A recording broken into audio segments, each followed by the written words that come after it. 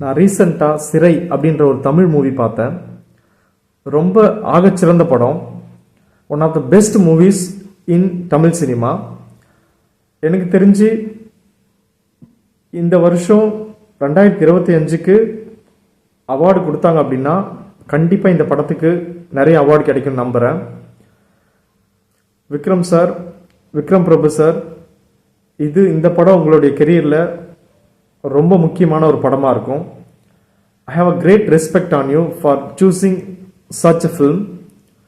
இந்த படத்தை எடுத்த இயக்குனர் சுரேஷ் ராஜகுமாரிக்கு ஒரு பிக் சல்யூட். இந்த படத்தை ஒவ்வொரு அரசாங்க அதிகாரியும் பார்க்கணும், ஒவ்வொரு போலீஸ் ஆஃபீஸரும் பார்க்கணும். இந்த படத்தை எல்லாருமே குடும்பத்தோட போய் உட்காந்து பார்க்கலாம். கமர்ஷியல் ஃபில்ம் எடுக்கிற இந்த காலத்தில், கிளாமரஸை காட்டி பணம் சம்பாதிக்கிற இந்த காலத்தில், எந்த ஒரு தவறான சீனும் வைக்காம, எந்த ஒரு கிளாமரையும் இதில் காட்டாம ரொம்ப அழகாக இந்த படத்தை எடுத்திருக்காரு. ஒரே ஒரு மூஞ்சி சுழிக்கிற சீன் கூட இந்த படத்தில் இல்லை.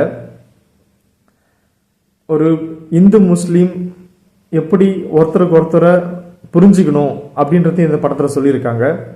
ஒரு அரசாங்க அதிகாரி அவருடைய அதிகாரத்தை ஒரு சூழ்நிலையால குற்றவாளியா மாறின ஒரு நபருக்கு பயன்படுத்தி எப்படி அவருடைய வாழ்க்கையை மாத்துறாரு அப்படின்றது இந்த படம்.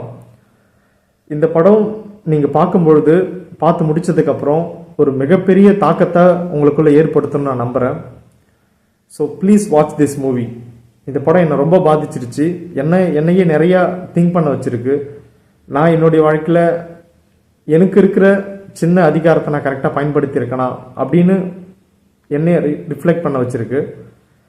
ஸோ உங்களையும் இந்த படம் அதிகமாக சிந்திக்க வைக்கும் அப்படின்னு நான் நம்புகிறேன். So please watch this movie. Thank you.